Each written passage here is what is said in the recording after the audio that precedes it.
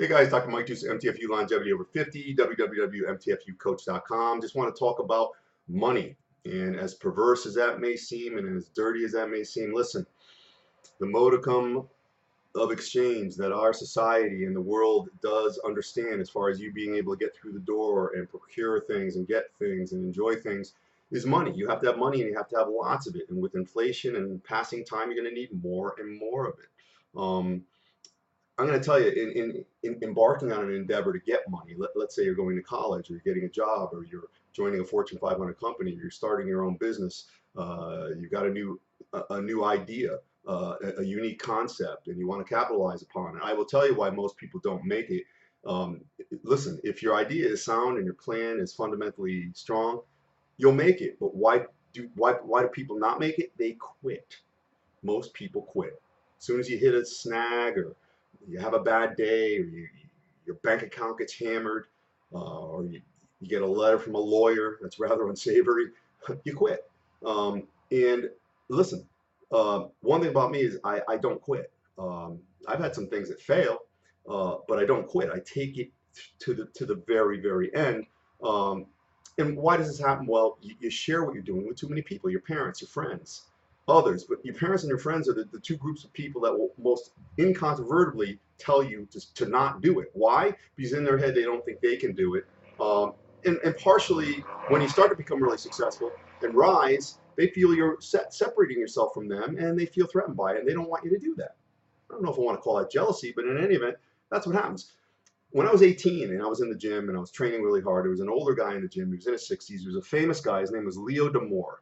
And he was a writer. He wrote books. He was famous. He wrote a couple of books on the Kennedys. They made movies out of his books and whatnot. And this was a bodybuilding gym. He was just there for his health. And this was the early 1981. And there weren't many gyms, so this is where he went. And we had bodybuilding gym, and a lot of these guys were older, and they were shiftless and rudderless. Not all of them, but a lot of the bodybuilders, they didn't really have much going on except bodybuilding. And, they worked Joe jobs. They didn't have any savings. And maybe Leo didn't want to see that happen to me. And he says, I'm training for the Teenage Mr. America in 1981, the natural one, the first one they ever had. So Leo says, hey, what are you doing, Mike? Training for the show. He goes, oh, yeah, how's that going to go? Oh, I'm going to win the trophy. And he goes, then what? And I kind of looked at him. I didn't really know what to say. He goes, listen, I'll tell you what. I know you're always working, which was true. I always had jobs, always had money, always worked a lot and worked really hard in school. In fact, back then I had a CD while I was in high school, a certificate of deposit with $8,000 in it. And the reason I mention that is the rate of return was 14%. Imagine if we had that now. I'd take my money out of everything. But that just proves that, yeah, I was able to make money and save it. But he told me, he says, listen, this is what you want to do. You're 18, take $2,000 a year and put it in an IRA. And by the time you're my age, and he was in his 60s, you'd have about 700 grand if you get 7-8% rate of return, and excluding taking away taxes and fees and all that. And I'll tell you, I'm not quite the age he was at that time, but I will tell you, he was right. So again, I listen to people who are already very successful. I am not a pioneer. I'm not trying to be unique and create anything new. I'm finding people who have already done successful things, and I simply emulate what they do. Even still, it's hard, and you can't quit. And believe me, there are days where I'd like to fucking quit, and I wish a meteor would hit my office or a meteorite or whatever it is. It happens. But I have a very, very high risk tolerance. My coefficient of risk is high. As far as money, you can't listen to too many people. You do your money what allows you to sleep at night. If you're in some type of risky endeavor and you're worrying about it all the time, you're preoccupied by it, it's not going to work, because that's no way to live. That'll devour your soul. You got to find some vehicle that allows you to go about your business and not really worry about that much. But with me, I take calculated risks only because my risk tolerance is high. And understand, I've never been married. I don't have any kids. My condo a few years ago, my mother would come visit, and she'd cry. She said, Michael, you have no possessions. It's like you live in China. And it wasn't like, listen, my condo was very sparsely appointed. I was never there. I would work 80 hours a week, so I didn't feel I needed anything. Structures become shackles. I've always said that. You have too many items, too many cars, your house is too big. This is all a tremendous financial outlay for things you're not even enjoying. You're buying them because you think you're supposed to. So I say this, be able to have, but don't have. Remember that line. That's the most important line today. Be able to have, but don't have. So in other words, listen, my cars, for instance, I drive them into the ground. A friend told me recently, hey, it's time for a new car. My Cadillac's 2002. You know, it's seen its better day. Best car I ever had was a Lincoln Mark 8, and my girlfriend at the time smashed it. And that was it. I would have kept that, and I probably would have kept that until I ran it into the ground. But that's probably the nicest car I ever had. So there you go. That's the transience of all that type of stuff. It really means nothing. But I can go buy any car I want at any time.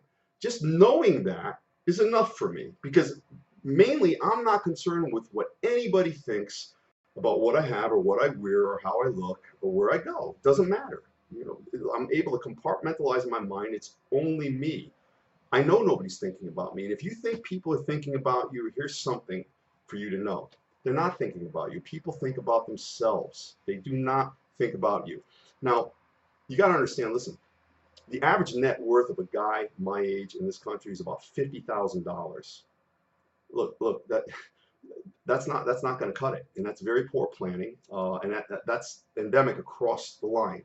I don't know what people are going to do. I really can't worry about what people are going to do. I know that's not me, because I've been very prudent, and I'm no different than anybody else. I've just run across the right people at a very early age, and I heeded what they said.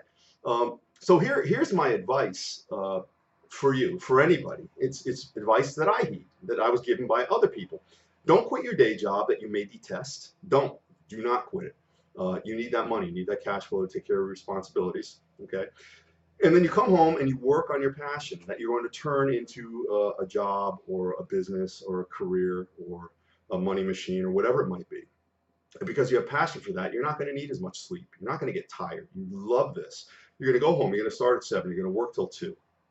And if you quit wasting fucking time going out to eat, watching TV, playing around on social media, all that, if you do that for 2 years, I guarantee you'll have a business that makes money, and you'll be able to quit that soul-devouring job that you hate so much every single day. And that's all I have to say about that. You should become as rich as possible, empower yourself, make yourself a bank within yourself. And if you think that's perverse, I'll see you in the soup kitchen. I can't help you.